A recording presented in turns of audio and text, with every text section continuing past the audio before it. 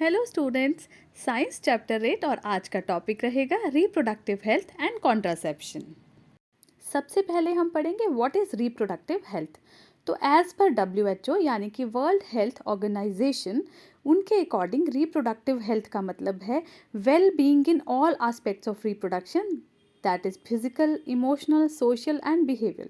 यानी कि जिस पर्सन में physical, emotional and social behavioural reproduction के जितने भी एस्पेक्ट्स हैं वो अगर प्रॉपर हैं तो इसका मतलब वो पर्सन रिप्रोडक्टिव हेल्दी है। और अगर कोई भी person responsible, safe and satisfying reproductive life जी रहा है तो इसका मतलब he is reproductively healthy. Next हम करेंगे रिप्रोडक्टिव हेल्थ कैलकुलेट करनी हो तो कौन से एस्पेक्ट्स पर ध्यान दिया जाता है। तो फर्स्ट हम देखते हैं over population, then knowledge of reproductive organs and sexually transmitted diseases, इसके बाद रिप्रोडक्शन और सेक्स एजुकेशन के बारे में पता होना, then birth control devices, care of mother and child, and last one is prevention of sex abuse and sex related crimes. अब birth control क्या होता है? बर्थ कंट्रोल है regulation of conception by preventive measures और devices to control the number of offsprings. यहाँ पर क्या होता है कि कॉन्सेप्शन को रेगुलेट करने के लिए कुछ प्रिवेंटिव मेजर्स का या डिवाइसेस का यूज़ किया जाता है ताकि जो बर्थ है, ऑफस्प्रिंग्स जो हैं उनके बर्थ को कंट्रोल किया जा सके। तो इसके लिए यूज़ किए जाते हैं कॉन्ट्रासेप्टिव्स और इस प्रोसेस को हम बोलते हैं कॉन्ट्रासेप्शन, जिसका मतलब है अवॉइडेंस ऑफ प्रेगनेंसी। यानी कि अगर प्रेगनेंसी को कंट्रोल करने के लिए या रेगुलेट करने के लिए जो डिवाइसेस या जो भी चीज़ों का मेजर्स का यूज़ किया जाता है उसे हम बर्थ कंट्रोल कहते हैं। अभी हमने बर्थ कंट्रोल और कॉन्ट्रासेप्शन की बात की, अब हम देखेंगे कौन से ऐसे मेथड्स हैं, कौन से ऐसे डिवाइसेस हैं, कौन से ऐसे मेजर्स हैं जिनके थ्रू कॉन्ट्रासेप्शन होता है। तो फर्स्ट है बैरियर मेथड्स। बैरियर मेथड्स ये होते हैं, ये कुछ फिजिकल डिवाइसेस होते हैं जिनको फीमेल के जेनिटल ट्रैक में इंसर्ट किया जाता है जिससे कि वहाँ स्पर्म की एंट्री नहीं हो सकती, यानी कि प्रिवेंट हो जाती है।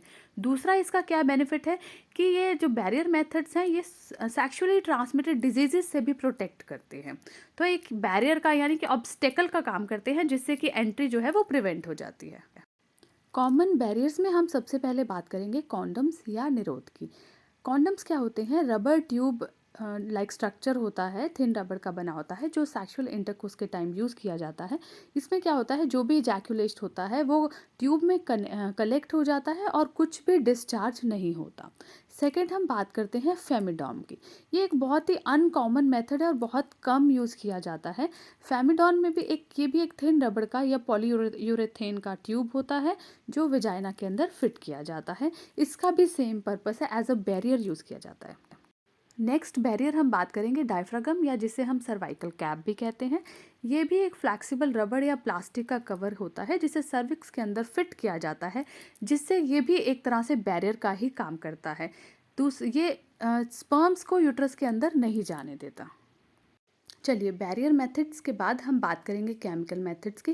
केमिकल मेथड्स में आते हैं हमारी tablets, jellies, paste, creams and स्पर्मिसाइड्स। ये जो कॉमनली जो ये केमिकल्स हैं फीमेल्स में ही यूज़ किए जाते हैं। ये केमिकल्स को म्यूकस मेम्ब्रेन के साथ लगाया जाता है और इससे क्या होता है कि स्पर्म्स या तो इमोबिलाइज हो जाएंगे या बिल्कुल डिस्ट्रॉय हो जाएंगे। नेक्स्ट है ओरल पिल्स। जैसे कि नाम से ही पता चल रहा है कि ये पिल्स होती हैं जिन्हें ओरली कंज्यूम किया जाता है। ये ओव्यूलेशन को ही इनहिबिट कर देती हैं। ओरल पिल्स हार्मोनल प्रिपरेशंस होती हैं जिसमें estrogen and progesterone female hormones होते हैं और इन्हें हम लोग ओरल पिल्स की जगह ओरल कॉन्ट्रासेप्टिव्स भी बोलते हैं। बैरियर और केमिकल मेथड्स के बाद अब हम बात करेंगे नेचुरल मेथड्स ऑफ कॉन्ट्रासेप्शन। इसमें क्या होता है कि या तो कॉप्यूलेशन को ही अवॉइड किया जाता है या फिर रिदमिक मेथड यूज़ किया जाता है, यानी कि ओव्यूलेशन के टाइम पर कॉप्यूलेशन को अवॉइड किया जाता है और या फिर कोइटस को ही इंटरप्ट कर दिया जाता है। तो ये एक नेचुरल मेथड है, इसमें कोई भी केमिकल मीन्स या किसी बैरियर का यूज़ नहीं किया जाता। नेक्स्ट हम बात करेंगे इंट्रा यूट्राइन कॉन्ट्रासेप्टिव डिवाइसेस, जिन्हें IUCDs बोला जाता है। ये डिवाइसेस कॉपर, प्लास्टिक या स्टेनलेस स्टील के बने होते हैं। इन्हें नॉर्मल लेमन लैंग्वेज में कॉपर कहा जाता है।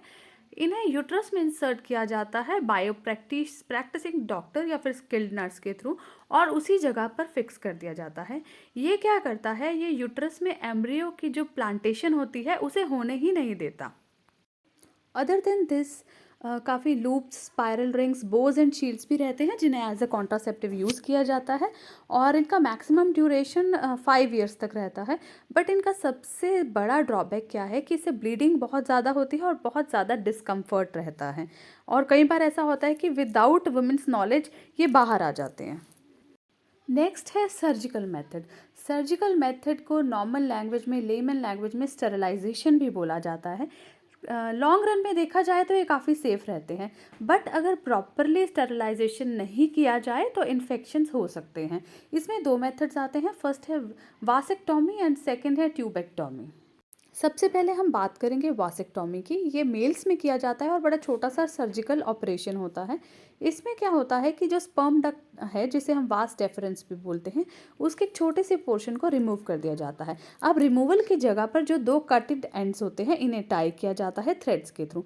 ये क्या करते हैं, स्पर्म्स को बाहर आने में प्रिवेंट कर देते हैं। डायग्राम से आपको इजीली समझ आएगा। ये देखिए, वास डिफरेंस में कट कर दिया एंड्स को, उसके बाद इनको टाई कर दिया जिससे कि स्पर्म्स बाहर नहीं आए। इस तरह से स्पर्म्स का डिस्चार्ज नहीं होगा।